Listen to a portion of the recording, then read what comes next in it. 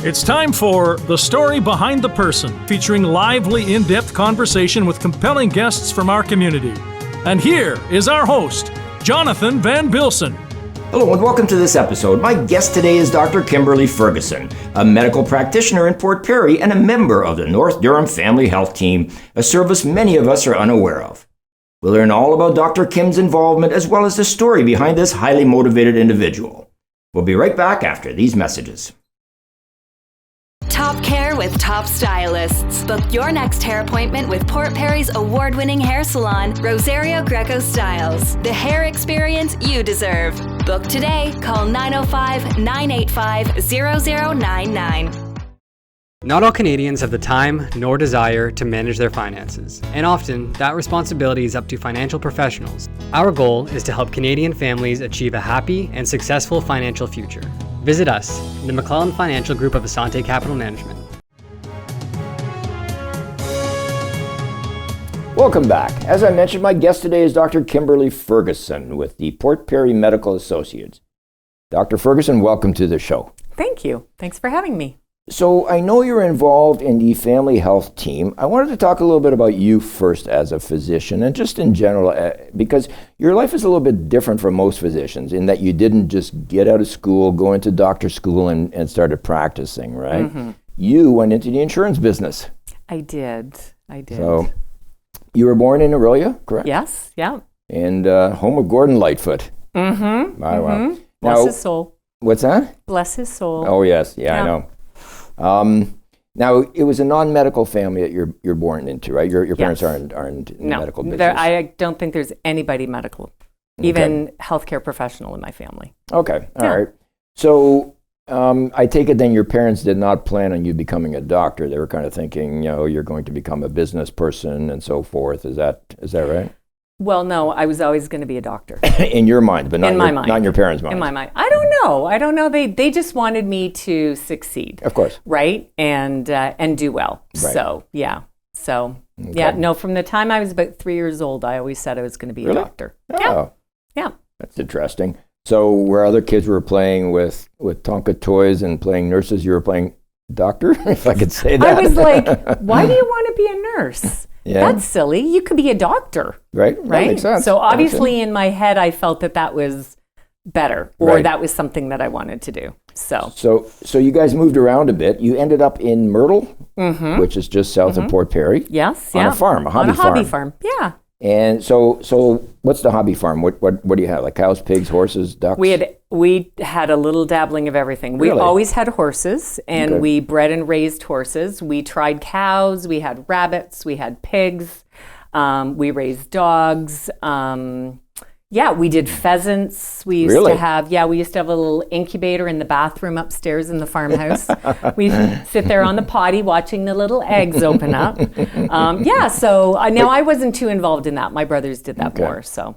But your family is not farmers, right? Your parents are farmers. No, it was just a hobby farm. Just something to do. Just something to play with. Wow. Yeah. And you live on a fairly large property now too. So are you still doing pheasants? Yes. No. Horses, cows, nothing? The plan was to have more acreage with forest. So my brother does deer management, so we thought it would be nice for him to have the ability to have space to do that, and for me to have space for horses. What is deer management? Deer management, where you help increase the herd size of good, healthy deer. Interesting. Yeah. Interesting. So he planted crops to do that, and it's quite interesting. Yeah. And then you became manager of Caddy Shack. Now, for people who've been around for a while, Caddy Shack is that great big dome when you go down Simcoe Street, It was the golf ball. Yes. It was a golf ball, sorry. We turned it into a golf ball. So it was actually associates and friends of my mom's who asked if I would come and do it as a part-time job in the summertime. And then I just helped to manage it. And then I left to go off to school, and they tried to make a go of it with a restaurant and stuff, but it didn't. Now, where did you meet your husband? Somewhere in that era? So I was 16 years old, and I met Randy at roller skating. And within 6 months, my plans to be a doctor and get married at 30 and have 2.4 children all went out the window, and Really? all I wanted to do was spend time with my husband and that's so nice. raise babies. That's so nice. Yeah. You raised 2 of them, right? We have 2 children, yes. And so then you were in the insurance business. Mm-hmm. And is this life insurance? Or? It was life insurance and business insurance, yeah. Okay. So were you working in Toronto? No, I actually worked in Whitby, at the bottom of Brock Street in Whitby at London Life. And I always thought that was good because I could take care of people. Right. But I didn't have to go to school for 9 years. Right. But it became quite apparent after my daughter was born, she was about a year and a half, that I really wasn't doing what I needed to do to be happy. And so I remember you mentioned a while ago about you went south to visit some friends either in Florida or somewhere in Southeast U.S. somewhere. So that was my cousin Melanie that we spent last week with in Florida. Okay. And she was the one that was the impetus to say, you don't have to stay at London Life forever. And I said, yes, I do. I have a commitment to my clients and she said, no, you can do whatever you want. Right. And so that's when I really started to think, okay, well, maybe I could do this. I wasn't thinking of medicine at that point. Right. It wasn't until a few months later, I was sitting in my doctor's office and I thought, this is it. Right. This is what I want to do. So I went home. That must have been an interesting conversation. Actually, I went home and I said to Randy, I told you something was bugging me. Yeah. And he said, yeah. And I said, I think I know what it is.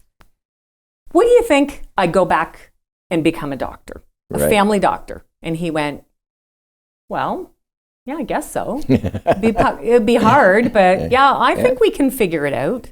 So that was it. Well, it's hard on a lot of fronts because suddenly there's that income isn't coming in either, right? No income, help with the children. Like there were a lot of things to take into account, but I have a very supportive family. So Blackstock, we lived in Blackstock then, had a very supportive community. We honestly, Jonathan, we put blinders on and just spent the next 9 years doing it. Wow. So they called him Saint Randy at school. I could see that. They probably still call him that now. Oh. And I won't go there either. Yeah. You attended university, right? You did an undergrad in biology and psychology. Yes, I did my undergrad at Trent University. Right. Then I went to U of T, to the medical school, and did 4 years there. Did you not have trouble getting into U of T initially? Well, that's another interesting story. So I had applied, and I had not heard anything from the University of Toronto. Right. I got rejection letters from everyone else, including McMaster. Really? And I'm like, an older woman with children. I'm a prime McMaster person. So in July, I was going to start research for my honors degree to go on to a 4th year. I was at the University of Toronto and went into the girl and I said, excuse me, I never got a rejection letter from you guys. And I'm like I'm a little upset about it. He said, well, what's your name? And I said, Kim Ferguson. And he looked me straight in the eye and he said, Kim Ferguson from Blackstock? I'm like, yes. He said, can you just wait a minute? He goes to the back. This girl comes running back out and she said, we are waiting for your final marks. And I'm like, I am sure I sent them to you. I forgot to send my final marks. So I sent them to her. I ran to a payphone, called Trent University. She had them that afternoon. Wow. I had an interview 2 weeks after that, and I think I was accepted 3 weeks before school started. Wow. Yes. So it was a bit of a scramble. No kidding. Yes. And we're talking U of T, so it's not exactly in Blackstock. So it's not just a matter of... So is that the normal process? You put in a request, they check your marks, and then they decide whether you're approved or not? Yes, well, they put all your information together, and then they need that final mark piece. Right. Okay. So then once I was interviewed, then I had to wait, because they only had 177 people at the time. Okay. So they had to wait until they got a rejection. Right. And once they got enough rejections, then they would call the people that were on the wait list. The tier B, the second list. Yes, the second list. Yes. So we had talked about the insurance and that. Like, what sort of time frame are we talking here? Like, how long were you from the time you finished, let's say high school or whatever, until you started this process? Are we talking about a year, or are we talking 10 years? Or? Oh, no. So I finished high school, I would have been 18. Okay. Started with London Life at 21. So probably 10 years after high school. Yeah. And that's not normal, is it? Because most physicians that I know kind of go through the ropes, they kind of go through that process immediately. Yeah. It's interesting. So, so what's it like balancing medical school and family? I mean, that's got to be a toughie, right? Do you know what? Especially if you're in Toronto a lot. Yes. Were you staying in Toronto? I had to stay in Toronto. Okay. For the first 2 years, I would stay in Toronto Monday to Friday. And all I did was come home, study, and play with my kids all weekend. Really? Like Randy and my mother, they made my meals to take back on Sunday night on the GO train. They were just so helpful. Right. And I actually learned more about my kids because when you can talk on the phone with your children, they will tell you more than they will face to face. So it was actually a very unique experience. So, and then the second 2 years, we had an apartment. So the kids would come up one weekend. I would go home one weekend when I was on call.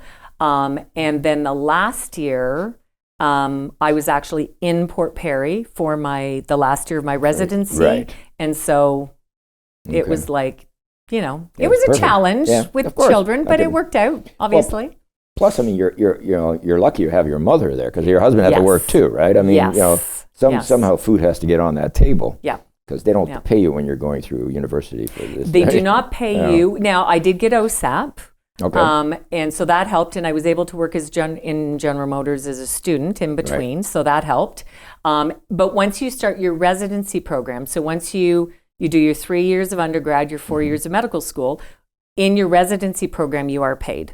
Okay. Right? Okay. So. Right. Yeah. Right? Because you're actually then contributing to the help of. And your residency was up here? The first year was in Toronto, at Toronto East General, which I think is called Michael Guerin now. Guerin, yeah. And then the second part was here in Port Perry. Okay. Yeah. And was it Port Perry because you were from here, or were you recruited by the Bill Cahoons of the world at the time, or? Bless Bill. Yeah. Again, bless his heart. He read the article they did about me when I got into medical school, and called me every month when I was in Toronto to make sure I was okay. Oh, good. And in my free time, he actually had me come to the hospital and come to his clinic and work with him for the first 3 months in between year 1 and 2 of medical school. Then I worked with him and John Stewart in year between 2 and 3. Wonderful. Yeah. I'm going to stop you there for a second because we're going to have to go to commercial break. So when we come back, we're actually going to get to the family health team stuff too. Okay, good. This is just very interesting. That's what I want to talk about. I know. We will get there. So please stay tuned. We'll be back right after these messages. Pet Value has a fleet of services to help you and your pets to live their very best lives. Visit Pet Value in Port Perry to discover a world of expertise, friendly staff, and everything you need for your pets. Pet Value, your pet, your store. Love the community you live in, be proud of your town, and tell everyone. Port Perry Wearables. Toques, hoodies, blankets, and more. All from PP Print, more than just printing. At Voss, your independent grocer, it's all about hometown living and shopping. Owned and operated by Terry and Christine Voss, their newly renovated Port Perry store carries many local items to support our town and its residents. Welcome back. My guest today is Dr. Kimberly Ferguson with Port Perry Medical Associates. Kim, welcome back. Thanks. Really, really interesting conversation about your life. And just before we get on to the family health team, I want to ask about your skydiving adventure, because I did hear about that twice, I'm told. Yes. So, and it was in aid of the hospice, correct? It was in aid of the hospice. It was to raise money for the hospice. Okay. I have a tremendous fear of heights. Right. To the point where I can't even go up, a ladder, a 6-foot ladder. I do too, so I feel that. Just decided that if I did something right out of character and jumped out of a plane, that would help my fear of heights and I could raise money. So we did it the first year. I do not remember much of that jump at all. And I was on an adrenaline high for 2 days. So I thought, well, no, I'm going to go back and do it the second year because now I know what to expect. And so we did it 2 years, and I think we raised close to $28,000 over those 2 years. That's amazing. Yeah. Because most people would do a hike or they would ride their bike or something. Not a lot of people jump out of an airplane. It's just, it's not a natural thing to do. Yeah. I'm glad you made it. Otherwise, we'd have a void in our show. And you did this with a group of people, right? Yes. So we recruited other people in the community as well as other doctors to do it with us, and everybody raised money, and it was fabulous. And your husband did it too? Absolutely not. He wasn't even sure he would come and watch, but he did. Oh, really? Well, congratulations. Now, you're doing it again this year? No. Okay, why not? Never again. Why not? Because I'm done. Are you? Okay. Yeah, I'll move on to something else to raise money. What'll that be? Any ideas? Well, the hike is coming up. Yep. Anybody can do a hike. Yeah. I'll work on the hike. All right. So let's talk about the family health practice, the family health team. I don't know much about it. So why don't you just tell us exactly what it is? Or what the purpose of it is. In 2011, we were accepted by the government to have a family health organization, which is the group of doctors that work collaboratively together and are funded differently than fee-for-service. Okay. And in addition to that, we would qualify for a family health team. Okay. And so a family health team, you could think about it as a group of healthcare professionals that work right alongside the physicians at Port Perry to help patient care. Okay. So the mission or the goal is to provide better quality care, to have a better patient experience, and to be able to reach out to those parts of the community that may not otherwise have that quality of health care. Okay. So for our family health team, for example, we not only take care of patients that are rostered with our own physicians, but we also have outreach to patients that do not have a family physician. Okay. So the process, if you don't have a family physician, the process is still reactive, right? You would only contact the family health team if you have an issue. Exactly. You wouldn't go for a physical, for example. Well, up until recently, no, you didn't have that option. Okay. I mean, you could if you wanted to go to the walk-in clinic, or our urgent care clinic it's called now. So if you wanted to go there and say, okay, I need screening because I'm 50, or I need my mammogram, or I need my tetanus, you could. So you could always do that. However, now we've developed what they call the unattached patient clinic. Okay. And so where we're reaching out to people on our waiting list and saying you can come in and meet with doctors, their residents, as well as a lead doctor, to have that type of preventative care as well as chronic care management done while you're on the waiting list waiting for a doctor. And it's not necessarily the same doctor each time you go there. It would not be. Okay. Yeah, but that's the whole idea of the family health team approach, is everyone works together for the quality of care.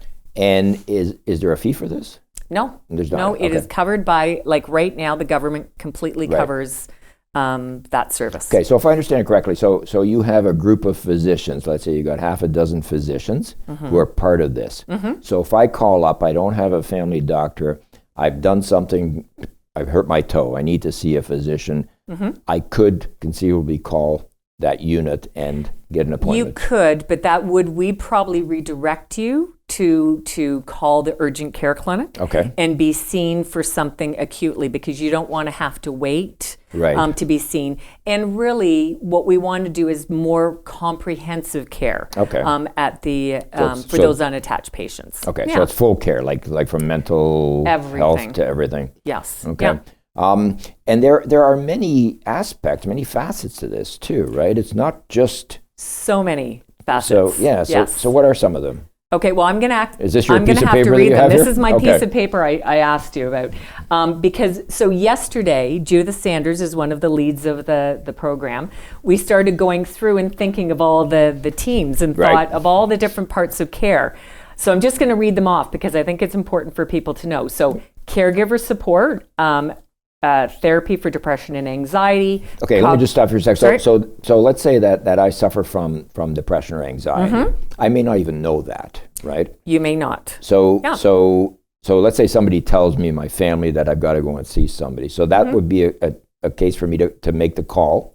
That would be a case for you to make the call and or go to urgent care, which we would then refer you, if you had no private coverage to help you, we would refer you into the system. Okay, so then I would meet with a physician who would then analyze my symptoms. So in the urgent care, you'd meet with a physician that would talk to you about how you're feeling and what's been going on, do any blood work or examination that's necessary, and then refer you on to our social workers that could then help you with the therapy to deal with what you're going through. And are we talking a long time? Like if I go to urgent care today, are we talking like 3 months before I get to see someone? It really depends on the severity and the what your need is. So we try to balance that out. Right. So the same as Emerge. I mean, if you walk in with a sore toe, you're going to sit there for a while, but if your heart's not working, they may rush you through. That kind of thing. Sorry, I didn't mean to interrupt. So we have an insomnia workshop. We have central nursing, so people can come for ear syringes and vaccines and things. We have a chronic pain clinic, a congestive heart failure clinic, diabetes education, dietitian, foot care, healthcare navigator for those, especially older people, trying to figure out, what do I need to do in the system. We have the healthy lung program, hospital discharge, make peace with food, the memory clinic, the children's clinic, the sexual health clinic, palliative care, pharmacy, smoking cessation, the unattached patients that we talked, and walking for wellness. Wow. So there are a lot. There are a lot of programs that this group, and they work so well together. Because they'll get in touch if they see something that they're concerned about that we might not have spoken to the patient about. They'll reach out to us, or we can reach back to them. So it's a good team approach in care. And you folks, because it's a small community, everybody knows each other too, right? So that helps. So if I do have a family physician, can I still make use of the services? Of course you can. So. Yes. And does that mean I'm kind of going around you or around my doctor? No. Initially, when it started out, you did need, for all of the services, you would need the recommendation of your family doctor to say, yes, you qualify, you should go for foot care. But a lot of the services now are you just calling them. So, So, I mean, most of the times, to be honest, people come and talk to us and we're like, you know what, I think you'd benefit from this program. But sometimes they'll call us and say, oh, by the way, or that healthcare worker will call us and say, I'm taking care of this person for you.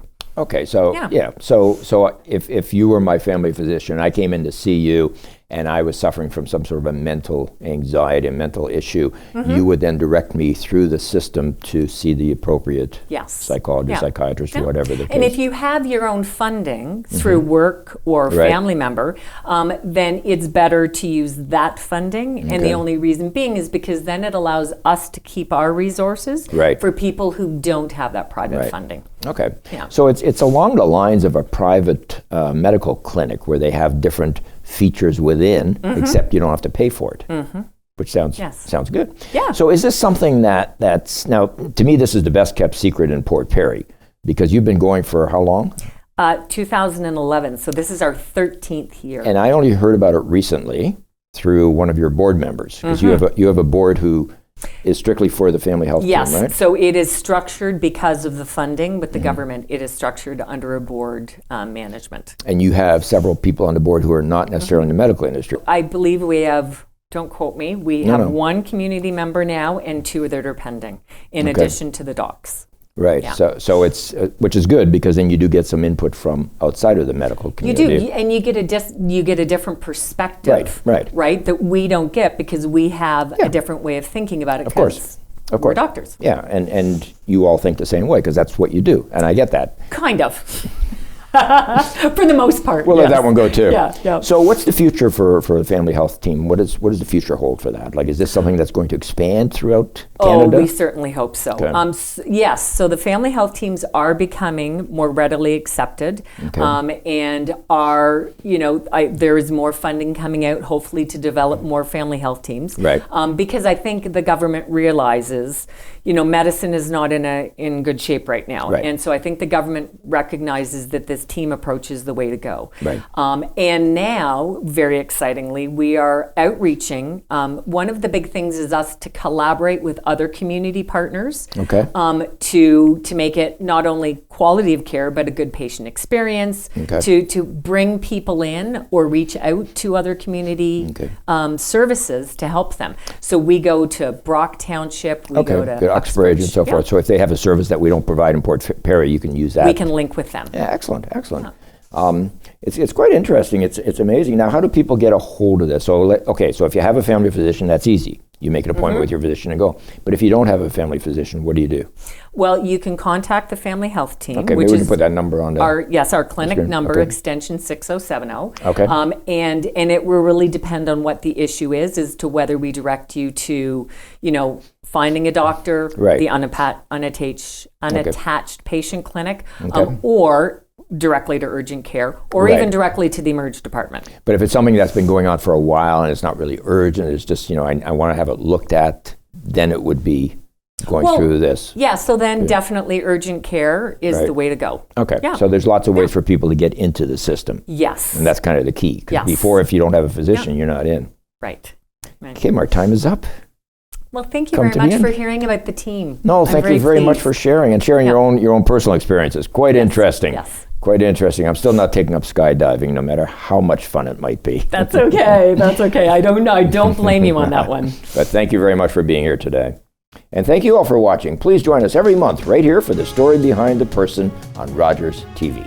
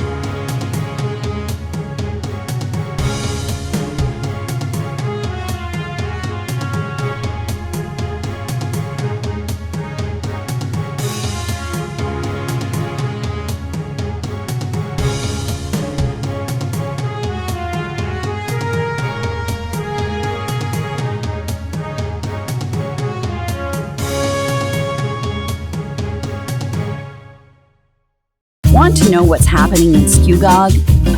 News and lifestyle, changes in business, and all the entertainment information you'll ever need. Plus, each edition has a new photos and travel article. Look for your next copy in your mailbox. At thestandardnewspaper.ca, we try to spread the good news. Even in tough times, we accept the challenge of keeping you informed. So from local contests to local happenings, let's show our support for all those who keep our communities strong.